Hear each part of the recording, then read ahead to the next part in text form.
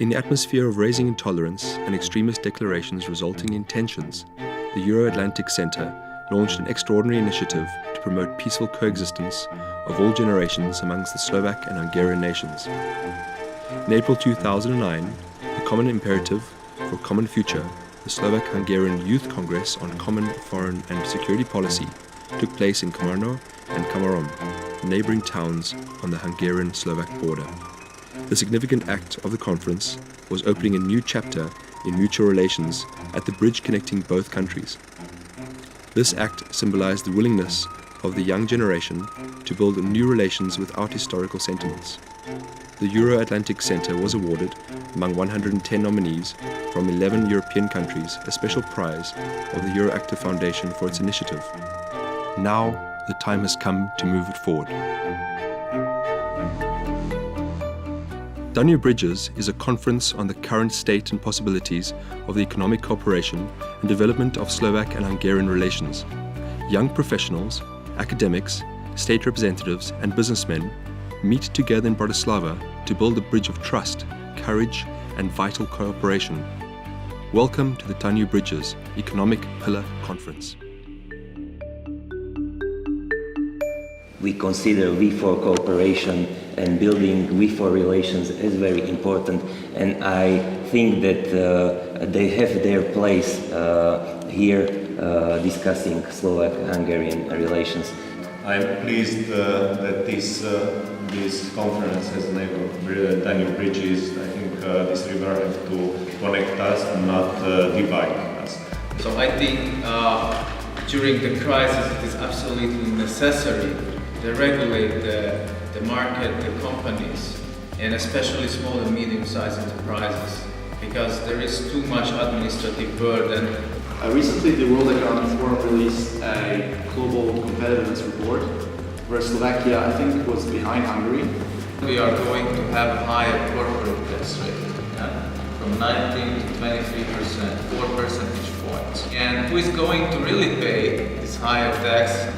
Especially the small and medium-sized enterprises, because they don't have the money, the expertise, the opportunities to behave like the oligarchs and the multinationals.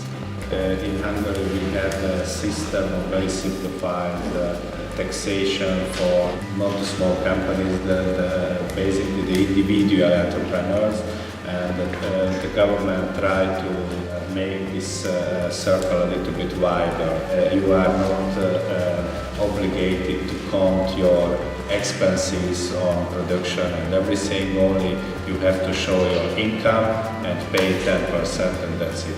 The unemployment rate of young people, fresh graduated, is I would say much higher. What can our governments do to decrease these numbers? In long run, we need to concentrate on the reform of the educational system to offer the market people who can easily be employed. And the second one, we have to return partially the traditional agricultural products.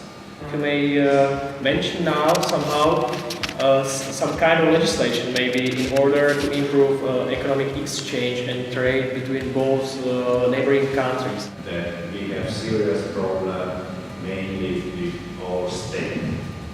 We need smaller state, more effective and less expensive. Common agricultural policy. You still have big differences between old member states and new member states. I think it's time to really equalize the farmers in the old and new member states.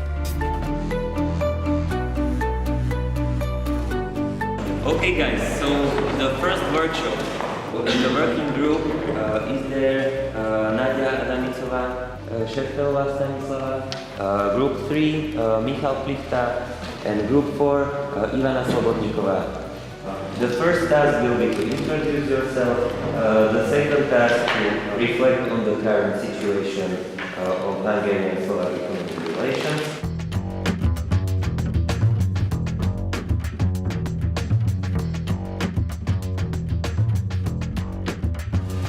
We both have high administrative burdens, corruption and tax wage on labor.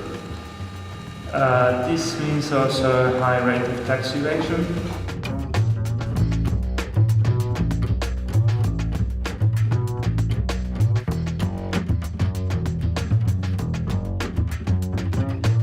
We like a more common approach towards Brussels. We both depend on exports. Germany is our biggest trading partner. We have significant automobile industries.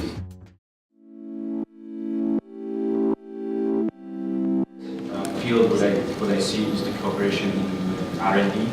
So it means the Agricon region have already told some sectors which we could try to cooperate on together to be more stronger, more potential, to be also more successful on that big countries, on the big foreign market.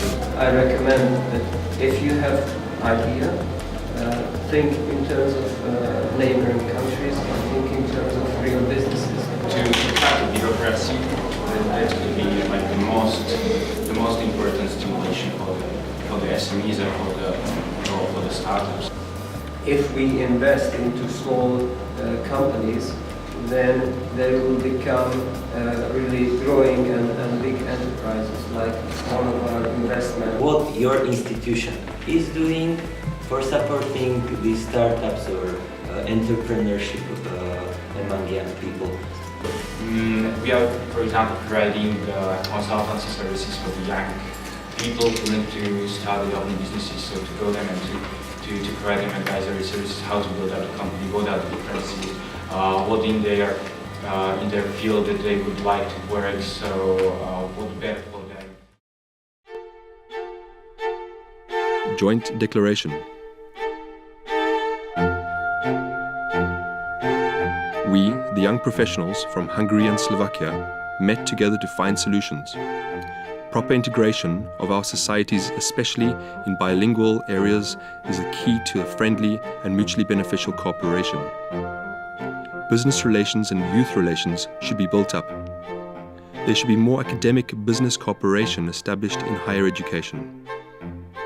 We will actively contribute to further development of the Danube Bridges platform by founding institutional cooperation between Hungarian and Slovak organizations. We, the participants of the Danube Bridges Economic Pillar Conference, finally commit ourselves to keep organizing the same conference next year with more participants in order to create a substantial bridge between Budapest and Bratislava.